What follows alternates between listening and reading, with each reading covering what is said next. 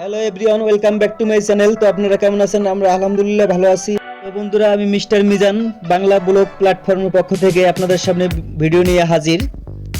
Please বন্ধুরা, ভিডিওর শুরুতেই একটি লাইক দিয়ে ভিডিওটি কন্টিনিউ করবেন, আর যারা এখনও সাবস্ক্রাইব করেননি তারা প্লিজ সাবস্ক্রাইব করে পাশে থেকে যেতে পারেন।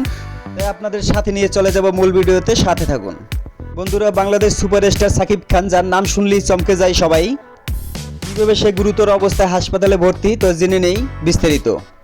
নিজের জীবন বাজি রেখে তাণ্ডব সিনেমার শুটিং করতে গিয়ে গুরুতর আহত হয়ে হাসপাতালে ভর্তি সুপারস্টার সাকিব খান। তাই আহত সাকিব খানকে নিয়ে তাণ্ডব সিনেমার নির্মাতারা সবাই দুশ্চিন্তায়। কিন্তু হঠাৎ করে কিভাবে এত গুরুতর আহত হলেন সাকিব খান, জেনে নিন। এদিকে আহত সাকিব খানকে হাসপাতালে দেখতে এসে কি বললেন প্রিয়তমা সিনেমার নায়িকা ইদিকা পাল।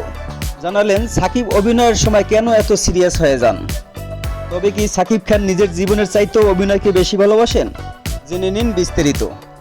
আহত সাকিব খানকে দেখতে হাসপাতালে ছুটে আসেন ইদিকা পাল।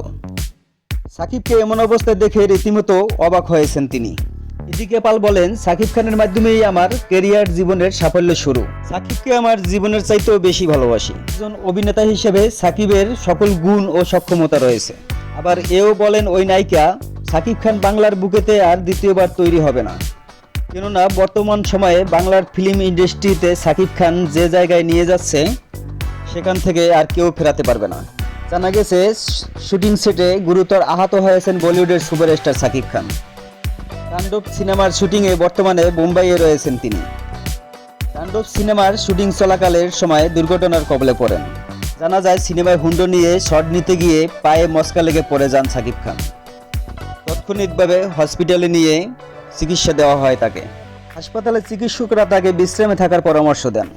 বিশ্রামে না থেকে আহত অবস্থাতেই রাত 2টা পর্যন্ত শুটিং চালিয়ে যান এই অভিনেতা। এই কোরবানির ঈদের আগেই মুক্তি পাবে তাণ্ডব সিনেমা। সবাই আশাবাদী এই সিনেমা নতুন করে রেকর্ড করতে চলেছে। ভারত বাংলাদেশ যৌথ প্রযোজনায় এই সিনেমার নির্মাণ কাজ চলছে। অচিরেই মুক্তি পেতে যাচ্ছে এই তাণ্ডব সিনেমাটি। আর যে যাই বলেন না কেন, সাকিব খান বাংলাদেশ চলচ্চিত্রের জন্য একটি গর্ব। বন্ধুরা, আমার ভিডিওটি ভালো লাগলে প্লিজ সাবস্ক্রাইব করে পাশে থাকা বেল আইকনটি অন করে দিন। একটানা অনেক বছর পর্যন্ত বাংলাদেশ চলচ্চিত্রটাকে দাপিয়ে বেড়াচ্ছেন একাই। সাকিবের বিকল্প এখন পর্যন্ত কোনো নায়কই বাংলাদেশ চলচ্চিত্রে সাড়া দিতে পারেনি। এ পর্যন্ত শত শত সিনেমায় অভিনয় করেছেন তিনি। যেমন সবাই তো সুখী হতে চায়, এরকম অনেক সিনেমাতে অভিনয় করে সফল হয়েছেন তিনি। বন্ধুরা, আজকের ছিল এই পর্যন্তই ভিডিও। সবাই ভালো থাকবেন, সুস্থ থাকবেন। আল্লাহ হাফেজ।